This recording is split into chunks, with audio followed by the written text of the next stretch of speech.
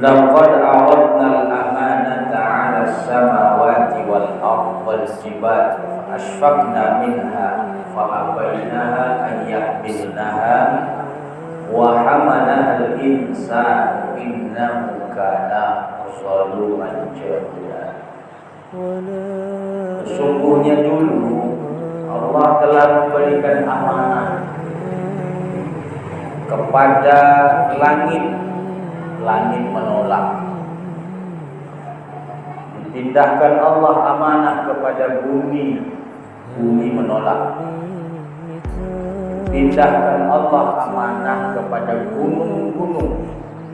Gunung-gunung tubuh digelar wal jibala autada. Gunung-gunung yang menjadi pasak bumi.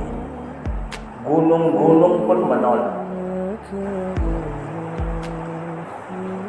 Fahamalah al-insan, tiba-tiba manusia yang menerima amanah. Innahu kana zaluman jahula. Banyak juga manusia itu yang zalim, yang bodoh. Udah diterimanya amanah, ada konsekuensi. Kalau kita bilang langit menolak, habis kiamat, habis urusan lagi. Kalau bumi menolak amanah ini, habis kiamat, habis urusan bumi. Gunung menolak, habis kiamat terjadi, habis urusan gunung. Tapi manusia yang menerima amanah, datang kiamat, habis kiamat, manusia terus menjalankan proses bertanggungjawab. Maka jangan jadi orang bodoh, jangan jadi orang zalim.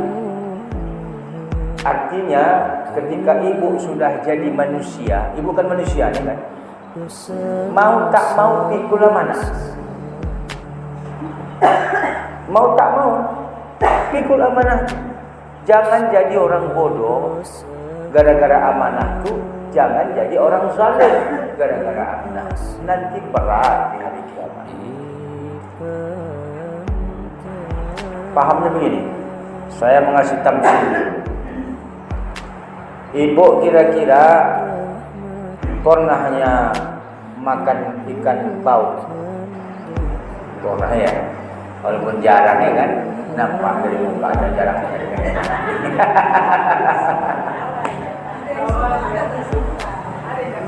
Jadi ikan bau, ikan payah mati. Iya. Ikan-ikan yang koras kepalanya, karena dia ikan lumpur. Ya. Ikan limbat, ikan lele lumbo. Tiba-tiba ibu potuk kepalanya, pak, menggalopar begini. Iya. Pak, saya mau tanya sama ibu, apalah hak ibu kira-kira memotong kepala ikan? Ibu makhluk Tuhan, dia makhluk Tuhan. Ibu dikasih Tuhan rezeki, dia dikasih Tuhan rezeki. Hidup ibu di darat, hidup dia di air. Sama-sama hamba Tuhannya dia, sama-sama makhluk Tuhan. Kenapa ibu potong kepala? Saya menanya, hak apa ibu memotong kepalanya itu? Kalau sempat mengadu di kantor polisi, hajam ibu.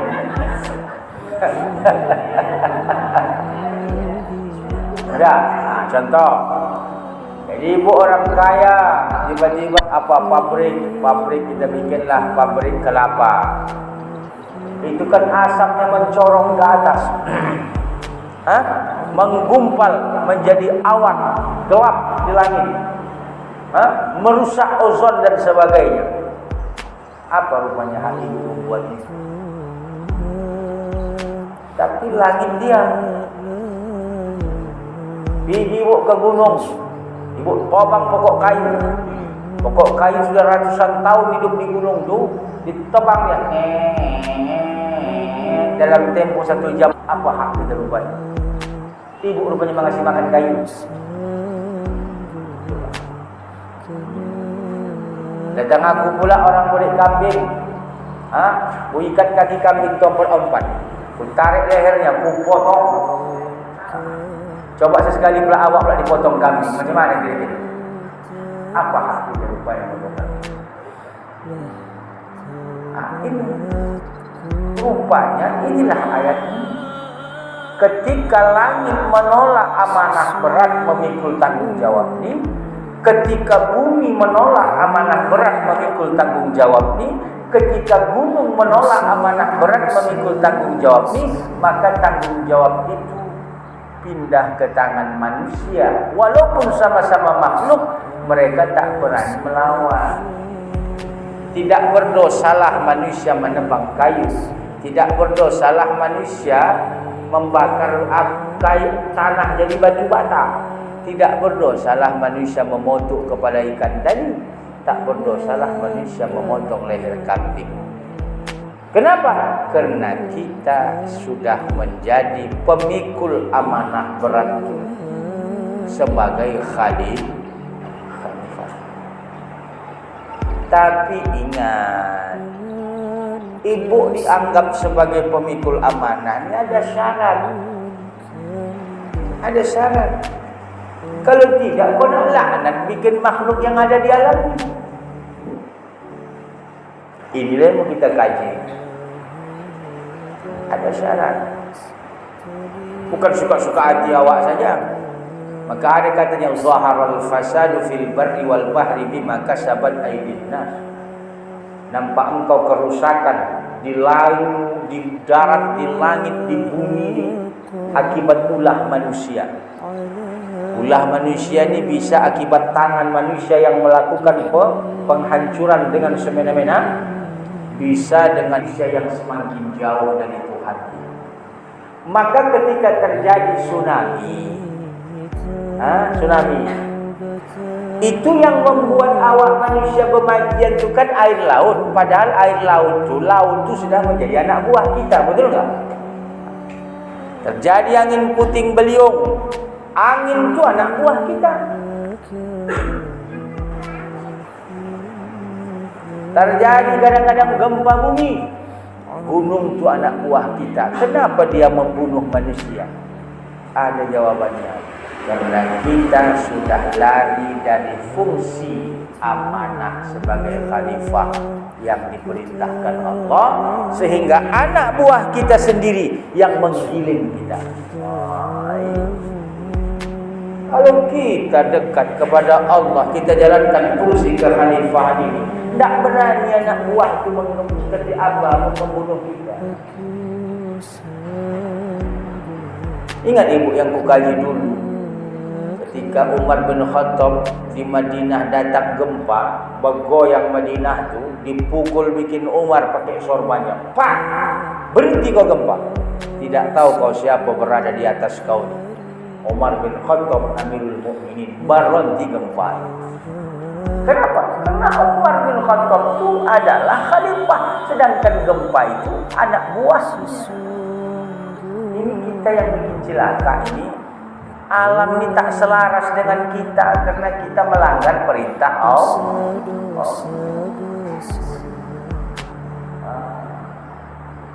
Apa contoh amanah? Ada seekor onta berlari dari onta itu mendatangi Nabi Muhammad. Mama, tolong. Ada apa kata Rasul? Onta bercakap sama dia. Ada manusia yang membunuhku. Belakang kau, kata Rasul. Tiba-tiba tak berapa lama datanglah laki-laki membawa parang. Mama, nampak kau unta? Berbacok tubuh unta. Kenapa? Yang bandalan. Ditunjangnya pula aku. Rupanya unta ditunjangnya. Siapa ditunjangnya? Uak jadi. Tanya bikin Rasul, betul unta kau tunjang dia? Betul Muhammad. Kenapa kau tunjang dia? Itu aku punya tu Rasul. Aku beli unta tu mahal-mahal. Ya, ku suruh mengangkat barang, dipecampainya barang. Aku naik ditunjangnya aku. Unta apa namanya itu? Memang begitu kau unta? Iya, rupa. Tak pernah sembahyang. Rupanya kena tak sembahyang kawan tu, unta tu pun muak sama dia. Maka apa kata Rasul? Memang tak sembahyang kau? Tunduk pemuda itu. Ya Rasulullah, aku agak jarang sembahyang. Tengok kau, onta marah sama kau.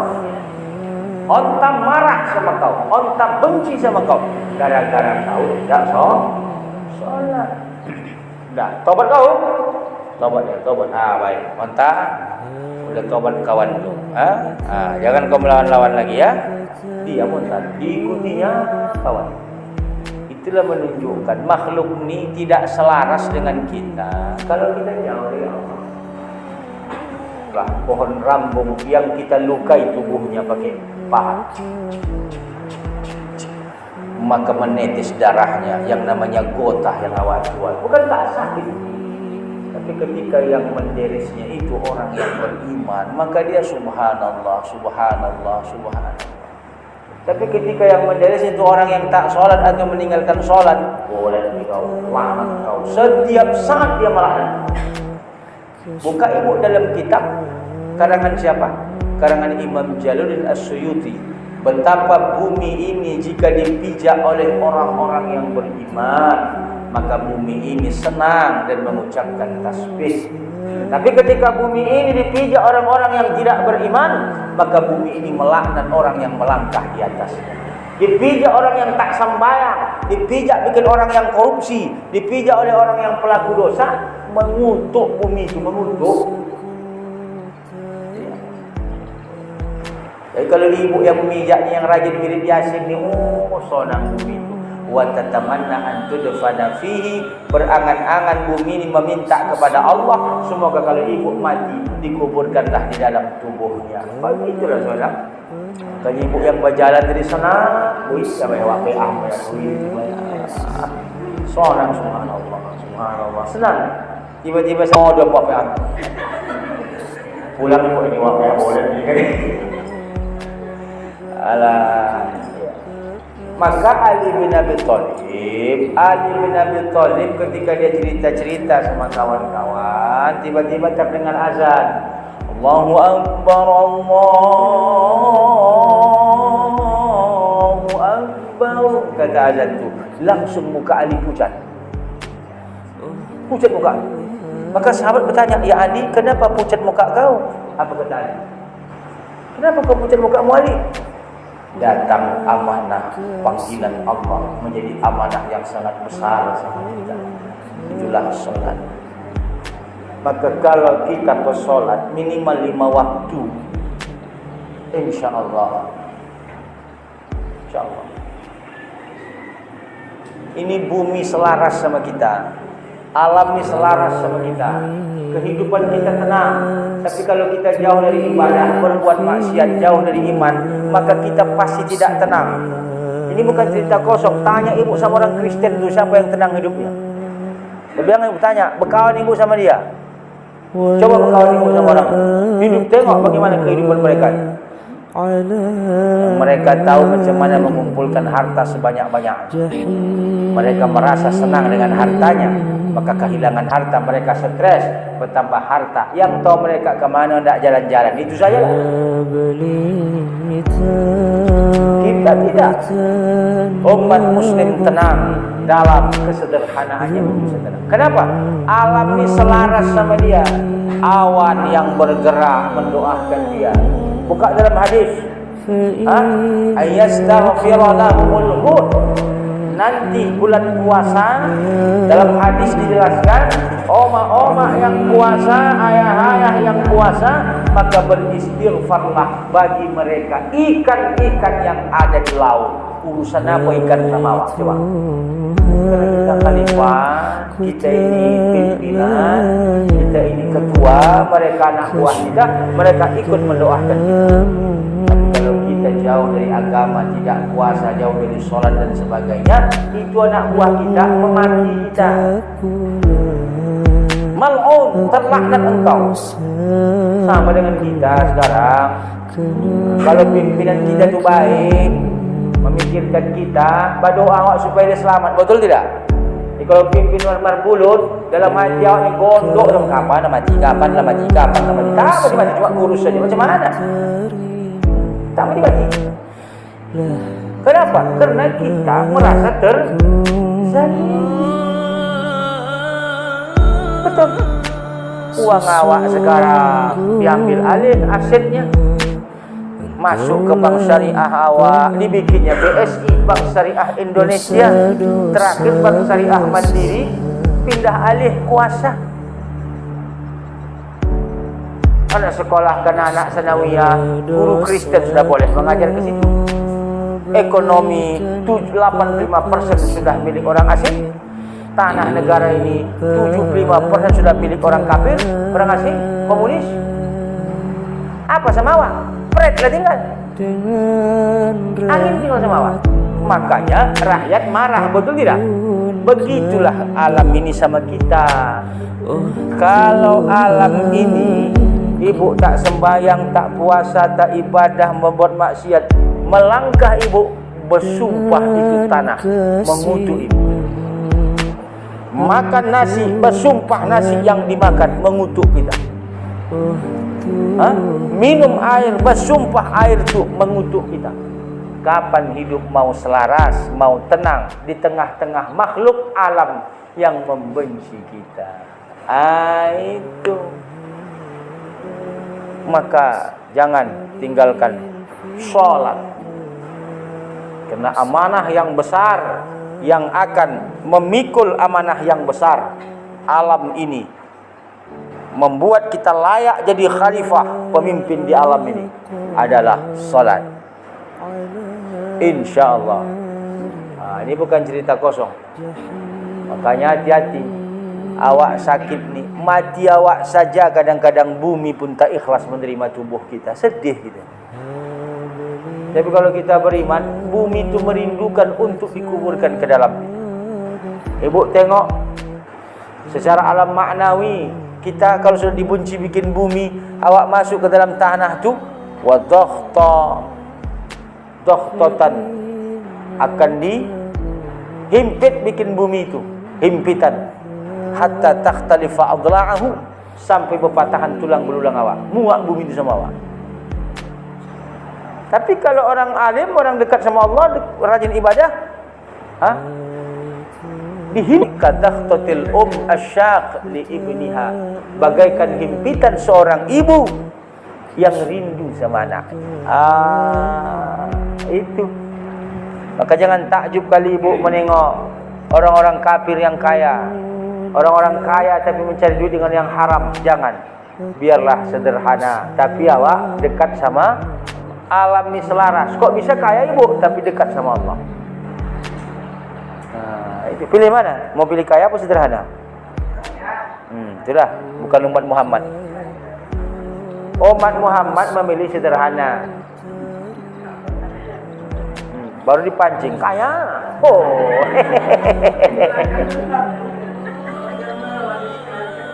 Alah bayar. Tidak ada itu pret ceritanya. Orang kaya itu adalah orang yang tidak membutuhkan harta, bukan banyak duit. Ini kalau awak kaya karena banyak duit, polit. Terakhir jangankan sama orang, sama dirinya pun polit. Bang, makan kita sekali bang. Kemana? Ke penatapan. Wah, penatapan saya tahu. Alah bayar. Iya. Polis. Kadang-kadang minum kopi awak, minum banyak orang situ. Awak lah yang paling kaya di situ. Beradu lama balik, takut membayari. Kopi dah habis. Air panas, tambah air panas.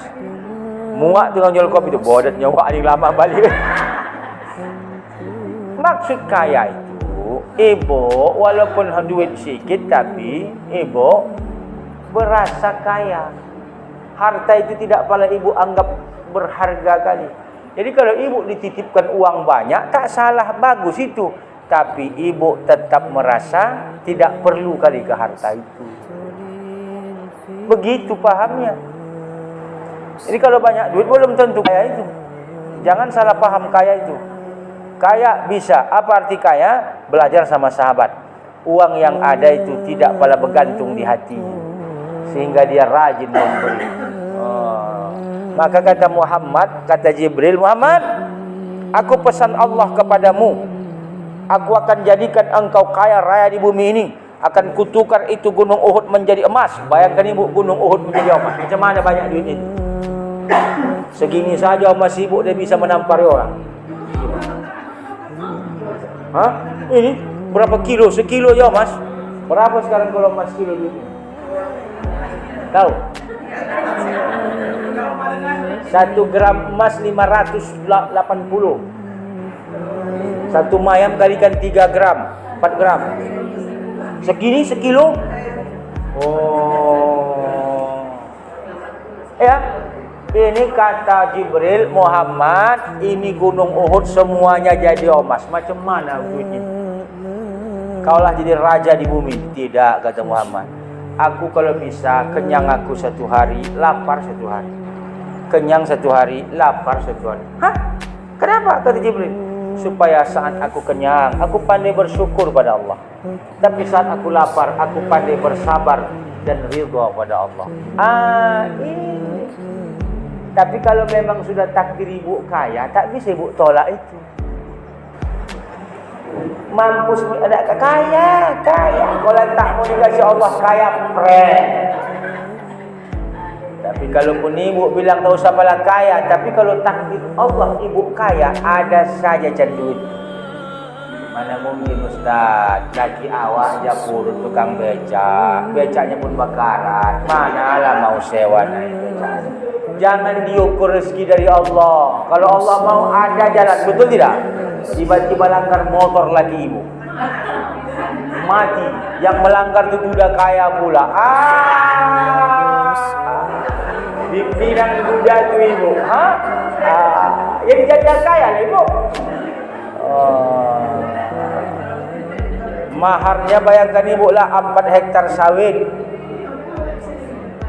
Sebulan sekali dibolehkannya emas ibu. Apa tak kaya itu? Duda tu dah sakit-sakitan pula, tinggal menunggu soal mati saja. Ada saja dia jadi kalau mau kaya. Kalau mau kaya. Tapi bukan itu ukuran kaya miskin itu hati. Makanya beribadah. Yang ibadah ini bu, amanah yang paling besar. InsyaAllah mudah-mudahan pikullah amanah. Kalau saya mau menyampaikan lagi, apa kata Malik bin Dinar, dia akan datang cocok dibahas. Aku sholat, kata Malik bin Dinar, aku berdiri depan Ka'bah, sebelah kananku adalah sorga, sebelah kiriku adalah neraka, sebelah belakangku adalah sakratul maut. Aku berdiri di atas sirat yang akan menuju kepada kebahagiaan dan menuju pada Allah. Salat seperti itu sudah kulakukan 30 tahun lama. Maka sembahyang kita ini bu, beda-beda kualitasnya. Beda-beda. Walaupun sembahyangnya waktunya dengan imam yang sama, masjidnya dengan masjid yang sama, tetapi belum tentu sama kualitasnya. Tergantung seberapa ingat dan dekat kita kepada Allah. Itu kalau mau mendengar kaji-kaji begitu, datang ibu. Baitul Muhsinin saya mengaji 2 minggu sekali. Ya, mengaji tasawuf. Kalau mau datang, kalau enggak buat pengajian khusus tasawuf. Maka susah kita mendekati diri kalau kita belum masuk ke dunia thariqah. Biasanya orang-orang syariah ini amalnya hanya gerakan mulut sama gerakan badan saja. Barkabir walhamdulillah inni wajjahtu wajhiya, tapi tidak ada rasa. Menghadirkan rasa, salat itulah perlu berthariqah. Itu ada pelajaran khusus, tidak bisa disampaikan di depan umum karena dia suka pakai guru. Siapa yang ada terbuka keinginannya sudah tua-tua, cocoklah. Apalagi yang kita harapkan lagi di dunia ini. Kalau menengok macam muka-muka ibu ni, kalau jalan bupati tak akan diterima lagi. Mana mungkin lagi. Calon mati. jadi calon mati semua ya, Bu. Maka ya, dekat-dekatlah dalam amal. Insyaallah. Assalamualaikum warahmatullahi wabarakatuh.